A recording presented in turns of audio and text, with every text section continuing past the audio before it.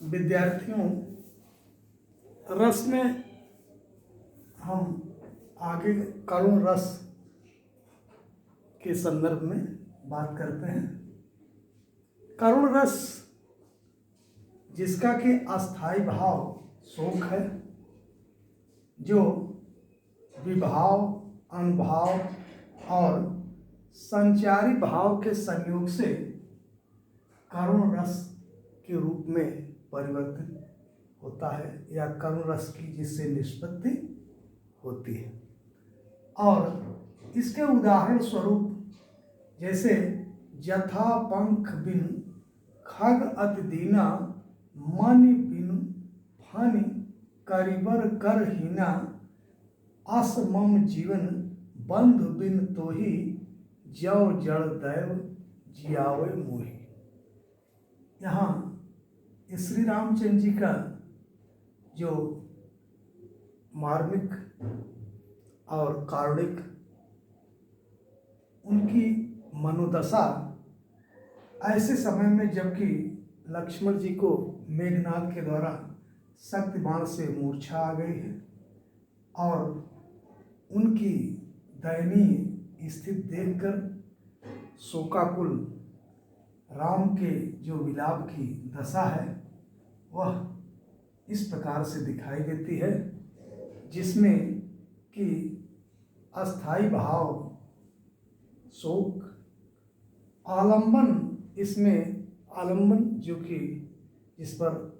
अवलंबित है, आधारित है, कौन है? लक्ष्मण है। और आश्रय, उसका आश्रय ग्रहण करने वाले राम हैं। और अनुभाव में राम के मुख से निकलने वाले जो शब्द हैं, उद्गार, और उद्दीपन के अंतर्गत हनुमान जी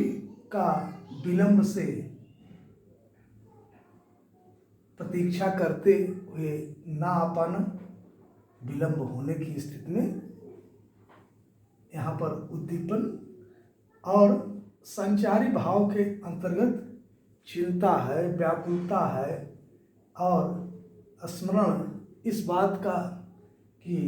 वह जो है विभिन्न स्थितियों में उनकी अपनी मनोवृत्ति दिखाई देती है। उसके उपरांत वीर रस के अंतर्गत जिसका कि विभाव, अनुभाव और संचारी भाव सब मिल करके उत्साह नामक अस्थाई भाव से वीर रस की स्थिति को प्राप्त करते हैं। इसमें जो उदाहरण है, मैं सत्य कहता हूँ सखे, सुकुमार मत जानो मुझे, यमराज से भी युद्ध में सदा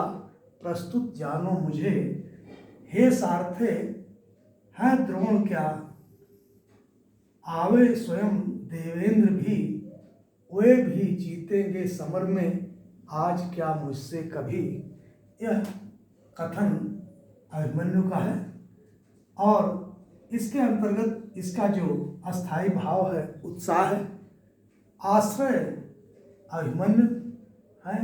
और आलंबन द्रोण है, और कौरव पक्ष के जो वीर हैं यह सब मिलाकर के आलंबन की स्थिति को प्राप्त करते हैं। अनुभाव के अंतर्गत अभिमन्यु दिखाई देते हैं और संचारी भाव में गर्व, हर्ष और उत्सुकता का जो आशय है वह प्रस्तुत हो रहा है। तो इस तरह से आगे पुनः अगले चरण में शांत रस की स्थिति देखते हैं। तो सांसारिक नश्वरता और निस्सारता आदि का जो अनुभव है वह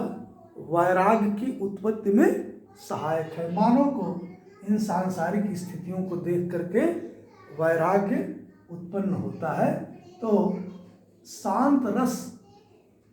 की उससे जो है उत्पत्ति या निष्पत्ति होती है, और जिसके अंतर्गत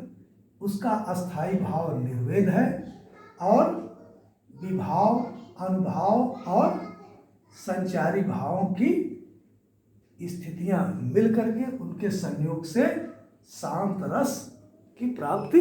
होती है या शांत रस उत्पन्न हो जाता है। इसके जो उदाहरण के रूप में अब लो नसानी अब ना नसइयों, राम कृपा भव निशा सिरानी, जागे फिर न डसइयों, पायो नाम चारु चिंता मन, उर कर तेन खसइयों, श्याम रूप सुच रुचिर कसौटी, चित कंचन ही खसइयों, परबस जान हंस्यो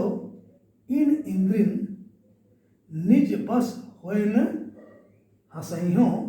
मन मधुकर पन कर तुलसी, रघुपति पद कमल बसइयों। यहाँ पर जो इसके अंतर्गत विभिन्न अवयव हैं शांत रस के,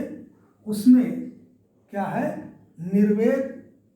अस्थाई भाव के रूप में है, इंद्रियों द्वारा उपहास उद्दीपन के रूप में है, और राम के चरणों में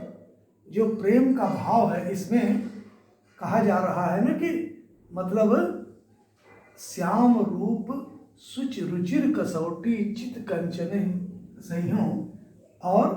इसलिए मन मधुकर पनकर तुलसी, रघुपति पद कमल बसइयों। जो राम के चरणों में रथ का यह सब कथन है वह अनुभाव के रूप में है, और धृति वितर्क मति यह सब चीज़ें जो है संचारी भाव की स्थितियों में है। इन सभी से मिल करके सभी के सम्मिश्रित रूप जो है शांत रस की निष्पत्ति कराने में सफल होते हैं। तो इस प्रकार से रस की यह सब जो बातें हैं मेरे समझ से यह बोधगम्य स्थिति में है, और उसके उपरांत अगले चरण में अन्य चीज़ों को भी हम देखेंगे।